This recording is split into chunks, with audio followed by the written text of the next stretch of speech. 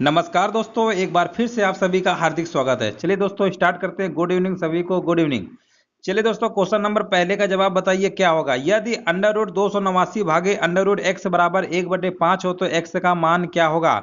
थोड़ा तेजी से लगाते हैं फटाफट, काफी सारे सवाल हैं, तो बताइए इसका आंसर क्या होगा। तो देखिए बहुत ही सिंपल सवाल है, डिवाइड करना है। तो सबसे पहले हम इसको इस तरीके से लिख सकते हैं, 289 अपान एक्स, रूट है ना दोनों में, इस तरीके लिख सकते हैं बराबर 1/5। अब दोस्तों दोनों तरफ स्क्वायर कर देंगे तो ये आपका आ जाएगा 289 अपान एक्स बराबर, इधर स्क्वायर करेंगे 1/5 का तो 1/25 आएगा। एक्स बराबर हमसे पूछा गया है एक्स का मान क्या होगा, तो आपका 289 इंटू 25 कर देंगे, आपका आंसर निकल आएगा। अब देखिए ऑलरेडी यहाँ पर 200 से ज्यादा वैल्यू है, लगभग 300 मान लेते हैं, तब भी इसकी वैल्यू 7500 से कम ही आएगी। तो यहाँ पर देखिए ऑप्शन कहाँ पे लिखा हुआ है, ऑप्शन नंबर दूसरा ही इसका राइट आंसर हो जाएगा। पूरा गुणा करने की जरूरत नहीं है, यहीं से आप पता कर लेंगे, है ना। चलिए लगभग में आएगा ना, तो 7225 यही ऑप्शन दिया है, दूसरा वाला टिक कर देंगे। अब हम आगे बढ़ते हैं, नेक्स्ट प्रश्न देखिए और इसका आंसर बताने की कोशिश करिए क्या होगा। लिखा हुआ है अंडर रूट 0.02 प्लस, इस तरीके से लिखा हुआ है और इसका मान बताइए फटाफट, इसका आंसर क्या होगा। देखिए यहाँ पर पहले इसका निकालेंगे वर्गमूल। 49 का वर्गमूल पता है 7 होता है, 0.4 अंक में लगा हुआ है, इसका आधा कर देंगे यानी 2 अंक में लग जाएगा 0.07। इसी में से पॉइंट 02 ऐड भी करना है तो आप कहेंगे 0.09 आ गया, फिर से वर्गमूल निकालेंगे तो इसका अब 2 अंक में लगाया ना, 1 अंक में आंसर इसका आएगा, यानी 0.3 इसका राइट आंसर हो जाएगा, ऑप्शन नंबर डी। उम्मीद है ये भी आपको समझ में अच्छे से आ गया होगा। अब हम आगे बढ़ते हैं, क्वेश्चन नंबर तीसरा। चलिए बेहतरीन सवाल है, इसका आंसर बताइए क्या होगा। लिखा हुआ है व्यंजक 11.98 गुणे 11 सॉरी, कभी भी दशमलव के डबल डिजिट कभी नहीं पढ़ा जाता है, ठीक है ना, याद रखिएगा। इसको पढ़ेंगे 11.98 यानी 11.98, सिंगल डिजिट पढ़ते हैं दशमलव के बाद अगर 2 अंक से ज्यादा लिखे होते हैं, ये पढ़ने का तरीका होता है सही। 11.98 इंटू एक्स प्लस 0.02 इंटू 0.02 पूर्ण वर्ग होगा। यदि एक्स बराबर हो तो एक्स का मान क्या होगा। अब देखिए यहाँ पर दोस्तों, यहाँ पर देखिए ये अगर दोनों जगह सेम है और यहाँ पर भी सेम है, तो आप लोगों ने एक तरीके का फार्मूला पढ़ा होगा पूर्ण वर्ग वाला, a प्लस बी का होल स्क्वायर क्या होता है, A square plus B square plus का 2ab। इसी कॉन्सेप्ट से आपको लगाना है। चलो इसको अगर हम 11.98 को a मान लेते हैं तो ये तो हमारा बना देगा ए स्क्वायर, ठीक है ना। अब प्लस इसको अगर a माने तो a लिखेंगे इंटू एक्स लिखेंगे, यहाँ पर अगर इसको अगर हम b एज्यूम कर लेते हैं तो यहाँ पर b स्क्वायर आएगा। अब यहाँ पर a square b square plus 2ab होता है, यानी यहाँ पर 2b कम है, 2b कम है, 2b अगर तो हम कह सकते हैं x की वैल्यू 2b होगी, x की वैल्यू 2b होगी। अब b किसको हमने एज्यूम किया था, b हमने 0.02 को माना था, a माना था 11.98 को, तो यहाँ पर x का मान पूछा गया है ना, तो 2b है, तो b की वैल्यू क्या थी 0.02 है ना, इसी में 2 से मल्टीप्लाई कर दो, जो आएगा वही आपका आंसर हो जाएगा। तो कितना आएगा 0.04 इसका राइट आंसर होगा। 0.04 कहाँ पे लिखा हुआ है, ऑप्शन नंबर तीसरा इसका राइट आंसर हो जाएगा। उम्मीद है ये आपको बात समझ में आ गई होगी। अब हम आगे बढ़ते हैं, क्वेश्चन नंबर 4।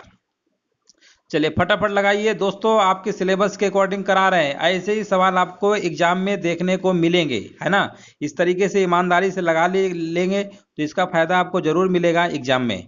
यहाँ पर बताइए इसका आंसर क्या होगा। 64 a की पावर 3 बराबर 125 b की पावर 6, तो a अपान बी स्क्वायर का मान क्या होगा। देखिए सबसे पहले इसको हम सॉल्व कर लेते हैं, तो ऐसा करते हैं 64/125 लिख लेते हैं।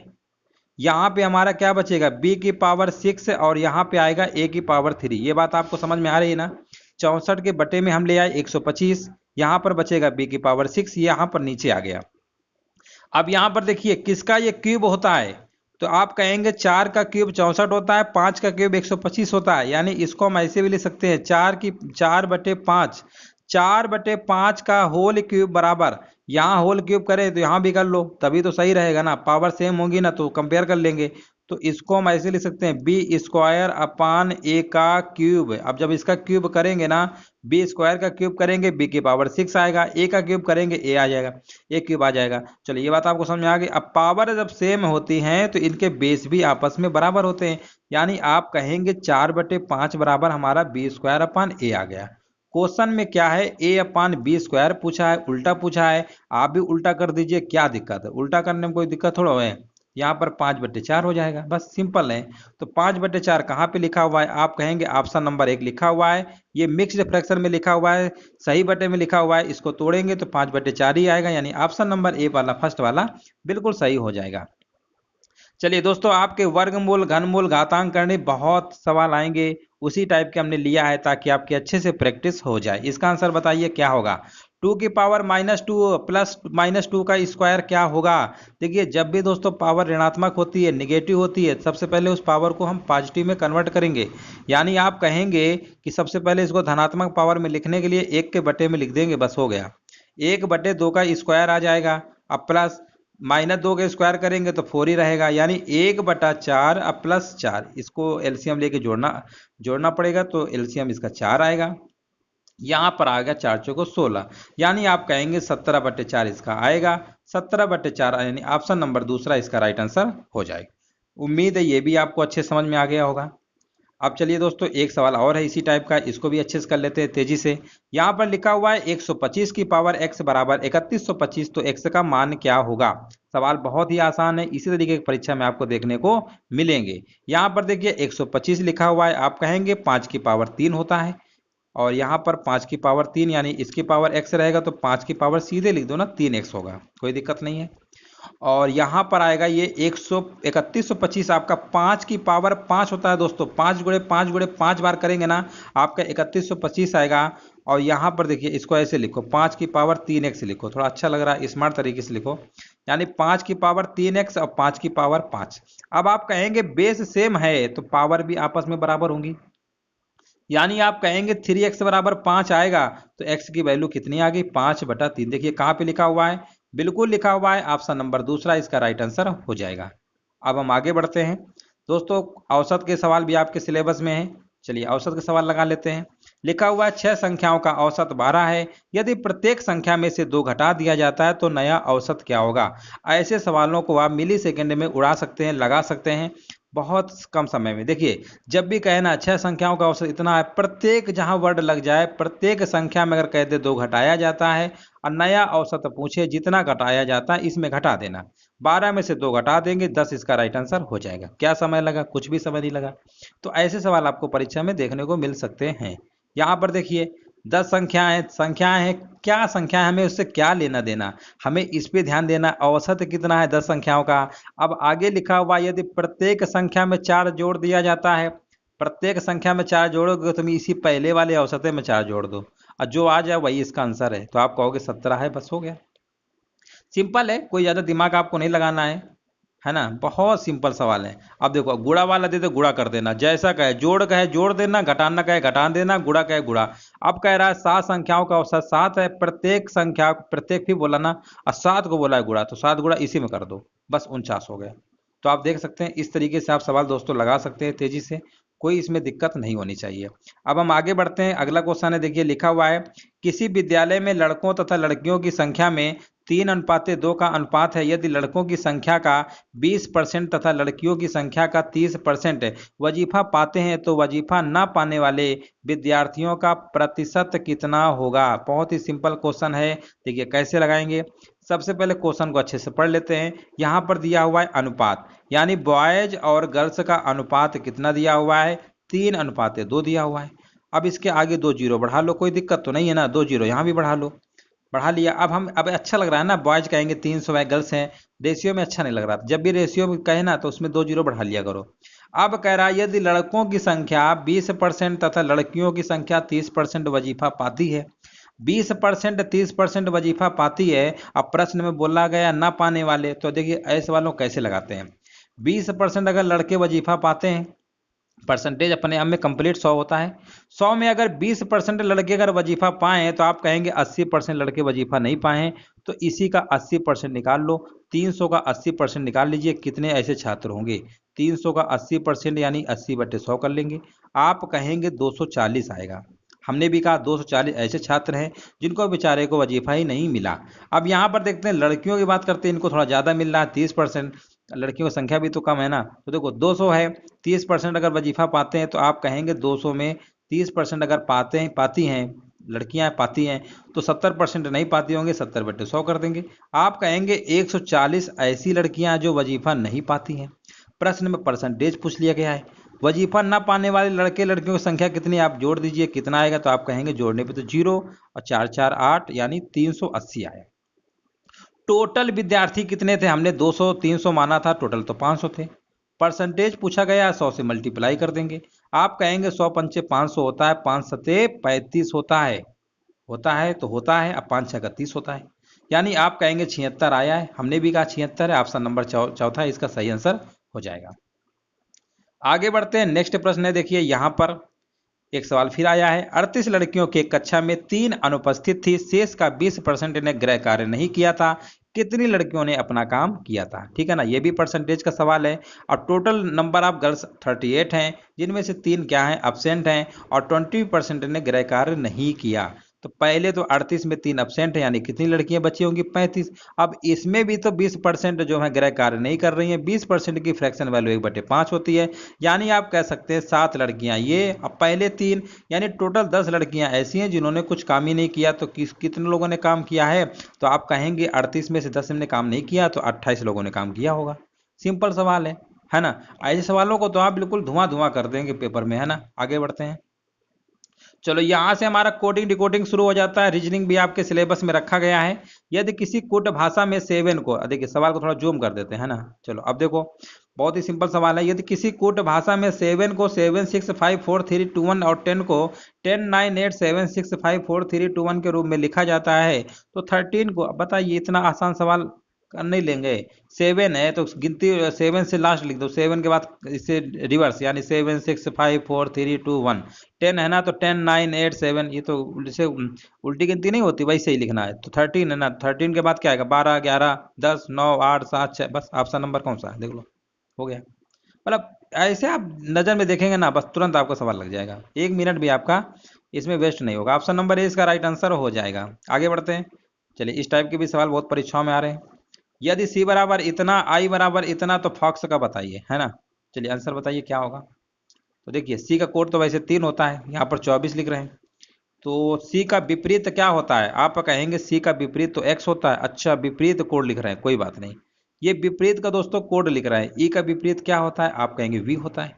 वाई का विपरीत क्या होता है, आप कहेंगे बी होता है। ई का विपरीत बी होता है। वी का कोड कितना होता है, 22 होता है। बी का कोड 2 होता है, इसका 22 होता है। क्या 46 आ गया, आप कहेंगे अरे 46 आ गया, बहुत बढ़िया।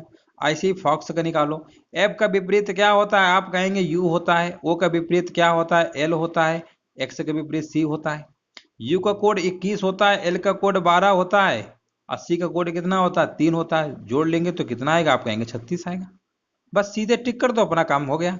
ऑप्शन नंबर ए इसका राइट आंसर हो जाएगा। इस तरीके से लगाना था। एक बार फिर समझ लीजिए, जो भी कोड लिखे हुए थे इनको विपरीत करके, क्योंकि अगर आप ऐसे जोड़ेंगे ना तो आपका 46 नहीं आएगा। तो कई बार दिमाग में आपको लगाना पड़ेगा, कहीं विपरीत तो नहीं किया गया है। कई बार तो इस टाइप के सवाल कई बार पूछे भी गए हैं। आगे बढ़ते हैं, चलिए इसका बताइए। पिक्चर को 6 के रूप में लिखा जाता है और स्टूडियो को 5 के रूप में लिखा जाता है, तो टेलीविजन को क्या कोड होगा। ठीक है ना, देखो पिक्चर में देखो, पहले गिन लो कितने हैं, 1 2 3, अच्छा 7 है। 7 वर्ड हैं, 6 लिख रहे हैं, एक कम कर रहे हैं। अच्छा यहाँ पर स्टूडियो देखो, 3 3 6, 6 में से एक कम करें ना 5।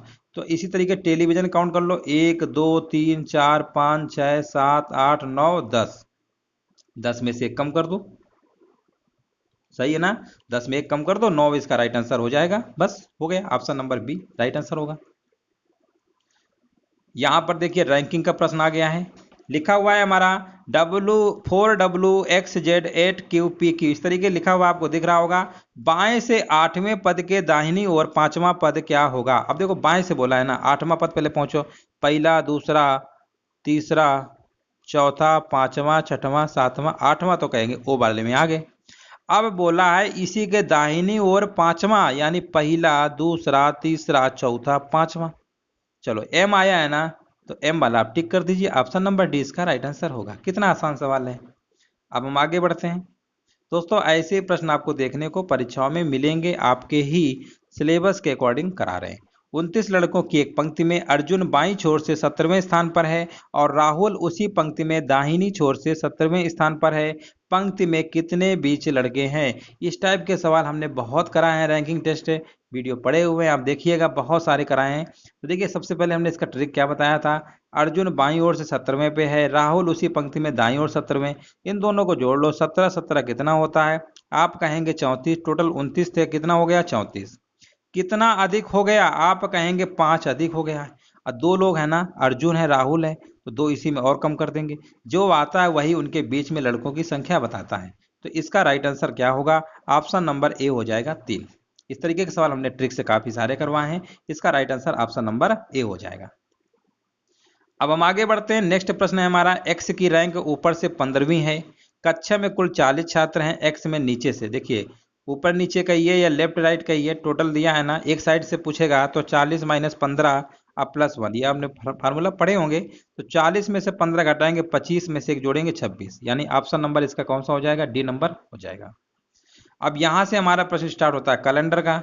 कैलेंडर देखिए पूछा गया है 1 मार्च 2020 का कौन सा दिन होगा। इसके देखिए दोस्तों हमने प्ले लिस्ट बना रखी है, कैलेंडर के जो क्वेश्चंस हैं 033614462535, ये कैलेंडर कोड होता है दोस्तों। कैलेंडर के और घड़ी के क्वेश्चंस हमने ऑलरेडी प्ले लिस्ट में करा रखे हैं, वहां से आप देख सकते हैं। देखिए यहाँ पर कोड वगैरह होता है, ये मंथ का कोड है ना, आप सीधे ट्रिक से लगाते हैं, आप लोग भी लगाइए। तो देखिए मार्च कोड कितना है, 3 है, 1 तारीख लिखेंगे, लास्ट का ईयर लिखेंगे 20, 4 से भाग देंगे 5 आएगा। इसके बाद शताब्दी कोड, यानी शताब्दी कोड 6 होता है 2020 का, सबको जोड़ लो, 6 3 9 10 5 15, यानी 35 आएगा। 35 में से 7 से भाग देंगे, यानी 0 रिमाइंडर आया। 0 का मतलब रविवार, 0 का मतलब क्या होता है, रविवार। ट्रिक होती है, आप लोगों ने नहीं पढ़ा होगा, जरूर पढ़ा होगा, नहीं भी पढ़ा है तो प्ले लिस्ट में वीडियो पड़े हुए, वहां पर आप जाके अच्छे से पूरा वीडियो देख सकते हैं। यहां पर देखते हैं अगला प्रश्न लिखा हुआ है 15 नवंबर 2018 को गुरुवार है, 15 नवंबर 2021 को कौन सा दिन होगा। अब देखिए 15 नवंबर यहां भी है, 15 नवंबर यहां पर भी, हमें सीधे फोकस करना है 18 से 21। 18 से 21 पहुंचने में आप कहेंगे 3 साल का समय लगेगा, ठीक है। इसके बीच में चेक कर लो कहीं लीप ईयर तो नहीं आ रहा है, एक आ रहा है 20 वाला, इसका मतलब एक जो लीप ईयर आएगा उसमें विषम दिन 2 होंगे, बाकी जो साधारण 2 साल होंगे। टोटल 8 डे हमारे 4 आएंगे, हमने भी कहा 4 हैं। गुरुवार से 4 दिन आगे चलिए, तो गुरुवार के बाद क्या आता है, गुरुवार के बाद शुक्रवार, शनिवार, रविवार, सोमवार, यानी इसका राइट आंसर होगा option number B, B number इसका राइट आंसर हो जाएगा। तो इस तरीके दोस्तों आज हमने ग्राफ तालिका नहीं लिया है, आपके मैथ रीजनिंग के क्वेश्चंस काफी ज्यादा हमने कवर कर दिए हैं। कल आपके वीडियो पे ग्राफ तालिका के भी सवाल देखने को मिलेंगे। जैसा भी दोस्तों सेशन लगा हो, लास्ट में आप कमेंट करके बता सकते हैं। वीडियो देखने के लिए दोस्तों धन्यवाद।